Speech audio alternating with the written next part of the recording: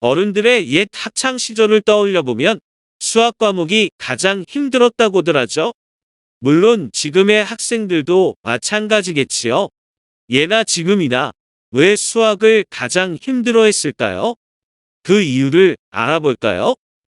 초등학교 저학년에서는 기초적인 연산력 위주의 계산이고, 초등학교 고학년에서는 연산을 활용한 문장제 문제가 등장하고, 그래서 초등과정에서는 사칙연산의 계산 과정과 그 활용에 중점을 두면서 교과 과정이 편승되어 있어요.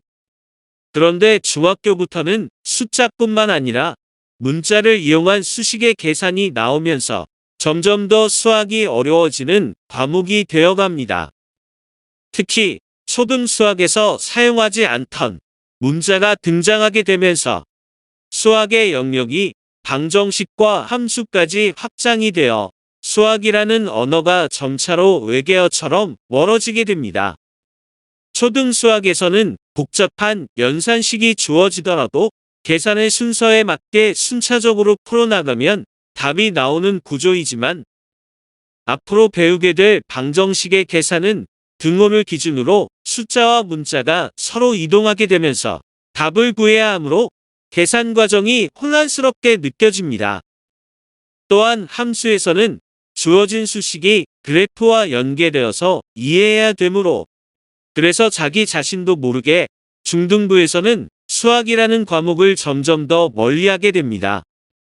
그래서 어른들의 생각엔 수학이 초등학교 때는 쉬웠었는데 중학교에 들어서면서 이 문턱을 넘지 못하고 방황을 하다가 결국 고등학교에서는 마치 수학의 늪에 빠져서 헤어나지 못하는 상황이 되면서 수학이 가장 힘든 과목이라고 인식하게 된 겁니다. 지금까지 초등수학에서 다룬 기본 연산은 산책로를 걷듯 가벼운 수학의 오솔길을 걸어왔다면, 지금부터 중등수학에서 배우게 될 방정식이나 함수 등은 수학이라는 산에 오르는 등산을 시작하는 단계이며, 앞으로 고등수학에서는 초등수학에서부터 지금까지 배웠던 내용에 대하여 보다 심화된 개념으로 펼쳐지는, 마치 수학의 종합선물 세트와 같은 고1 수학을 바탕으로 하여 고2부터 다양한 영역의 진정한 수학을 접하게 됩니다. 그래서 수학이라는 거대한 산맥을 하나씩 넘어서야 우리의 목적지에 도달할 수 있다고 비유할 수 있어요. 이러한 중등수학의 입문과정이 지금 배울 문자와 식이 그 출발점이라 할 수 있습니다. 이제 여러분이 출발하는 등산객이고 목적지까지 무사히 인도하는 등산 가이드가 선생님이 되어서 경험이 많은 가이드의 리드에 따라 한 발씩 나아간다면, 비록 처음에 높아서 넘지 못할 것 같은 산맥이지만 정해진 루트에 따라 가이드의 적절한 지시를 잘 따르게 되면 작은 봉우리부터 차근차근 올라가 드디어 험준한 산맥을 넘어서 원하는 목적지에 무사히 도달할 수 있을 거예요. 첫 단추를 잘못 끼우면 모든 게 흐트러지듯이 지금 시작하는 이 순간에 노련한 가이드의 경험을 믿고 따른다면 앞으로의 길이 험준한 산길이 아니라 아름다운 꽃길이 될 겁니다. 선생님과 함께 수학이라는 산맥을 넘기 위한 등산을 시작해 볼까요? 수학적 약속을 바탕으로 하여 다양한 기호를 사용하기 때문에 수학을 기호의 학문이라고 해요. 미지수란 아직은 모르는 수, 즉 나중에는 알게 될 수라고 했었죠. 초등수학에서는 미지수를 네모, 세모, 동그라미 등으로 표시하여 구했지만 중등수학에서는 구하는 미지수를 알파벳 X, Y, Z 등의 문자를 이용하여 나타냅니다. 예를 들어 어떤 수를 2배하여 3을 더하면 11이 된다 해서 구하는 어떤 수를 x라 하고 다음과 같이 끊으면 2x 더하기 3은 11로 간단히 나타내게 됩니다. 그래서 앞으로는 복잡한 문자를 이용한 간단한 수식으로 표현해서 계산을 할 겁니다. 지금은 이처럼 수학식을 다양한 기호와 문자로 나타낼 수 있지만 수학적 기호가 없었던 고대인들은 어떻게 했을까요? 또한 기호와 문자는 인류가 언제부터 사용했을까요? 이러한 궁금한 점들을 하나씩 파헤쳐 볼까요? 고대 이집트, 인도, 중국의 수학책에는 어떠한 기호나 문자도 찾아보기 어려워요. 예를 들어 가장 오래된 수학책인 고대 이집트의 린드 파피루스에는 아와 아의 7분의 1의 합은 19일 때 아는 얼마인가? 고대 이집트인들은 오늘날의 미지수 x를 아라고 표현했어요.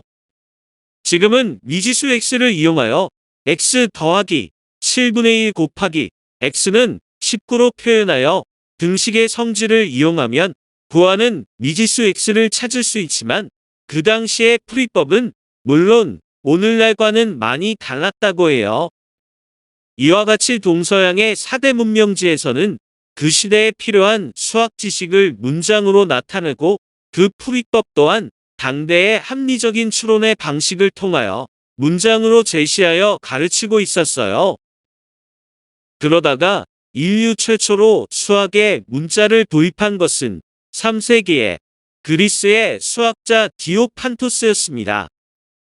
어떤 수의 세제곱, 어떤 수의 제곱을 그리스 문자를 이용하여 각각 다음과 같이 나타내고 덧셈은 붙여쓰고 뺄셈은 다음과 같은 기호로 나타내고 1, 2, 3, 4 등의 숫자는 그리스 알파벳, 알파, 베타, 감마, 델타 등으로 나타냈어요. 왜냐하면 아직 아라비아 숫자 체계가 완성이 안 되어서 그리스로 유입되기 전이므로 그 당시 사용하던 문자를 이용했기 때문이죠. 예를 들어 어떤 수를 3번 곱한 값의 2배에서 어떤 수를 2번 곱한 값의 4배를 빼고 3을 더한다를 수식으로 나타내면 다음과 같아요. 즉, 지금의 수식으로 고쳐서 비교해 볼까요? 그래서 수학에 처음으로 문자를 도입한 공을 기려 디오판토스를 대수학의 아버지라고 부르게 됩니다. 이렇게 세월이 흘러서 16세기에 영국의 수학자 토머스 해리엇이 좀 더 간단한 방법을 제시했어요. 어떤 수의 세제곱을 AAA, 어떤 수의 제곱을 AA로 나타냈어요. 앞에 문장을 기호로 나타내면 다음과 같아요. 이와 같이 수학의 기호는 복잡한 수학 문장을 간편하게 표현하기 위하여 변화에 변화를 거듭하면서 발전되어 갔어요. 그렇지만 우리가 현재 사용하는 수식과는 좀 다르죠? 지금은 우리가 구하는 미지수를 x라 두고 수식을 세우게 되는데 그렇다면 언제부터 미지수 x를 사용한 것일까요? 해리엇 이후에 한 세기가 흘러서 17세기 프랑스의 철학자이자 수학자인 데카르트가 처음으로 미지수 x라는 표현을 사용하기 시작합니다. 그런데 데카르트는 많은 알파벳 중에서 미지수를 x라 정했을까요? 여기에는 여러 가지 설이 전해지는데 그중 한 가지 일화가 전해져요. 어느 날 데카르트는 자신의 수학 논문을 인쇄하기 위하여 인쇄소로 갔어요. 원고를 활자로 만드는 과정에서 활자를 판 위에 올리는 직원인 조판공이 조판에 사용할 글자가 부족하다는 것을 알았어요. 데카르트에게 미지수를 뜻하는 기호로 사용하였던 알파벳 X, Y, Z를 사용할 때 차이가 있는지 물었고 데카르트는 세 글자 중 아무거나 사용해도 좋다고 대답했어요. 이에 조판공은 X가 그나마 많이 쓰이는 글자여서 여유분의 활자가 많으므로 조판공이 데카르트에게 다른 문자보다 X를 미지수 기호로 선택할 것을 제안했다는 일화가 있어요. 물론 이 내용이 사실인지는 알 수 없으나 데카르트의 영향으로 미지수 X를 사용함으로써 수학적 기호 체계의 혁신을 이룬 것만은 확실합니다. 이러한 변화는 사소한 것 같지만 이에 따른 수학의 후폭풍은 엄청났어요.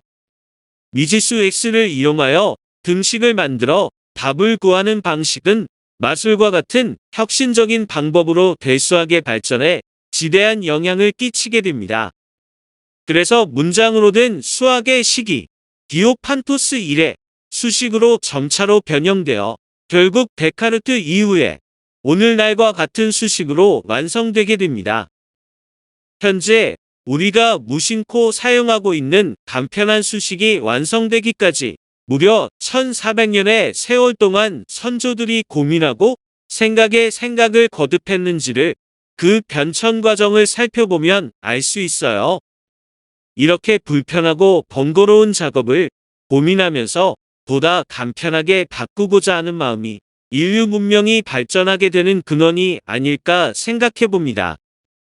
여러분도 현재의 불편함을 관습적으로 받아들이지만 말고 이를 개선하려는 노력 그 자체가 창의성의 바탕이 되고 이를 습관화한다면 여러분 중에서 제2, 제3의 스티브 잡스가 나오지 않을까요?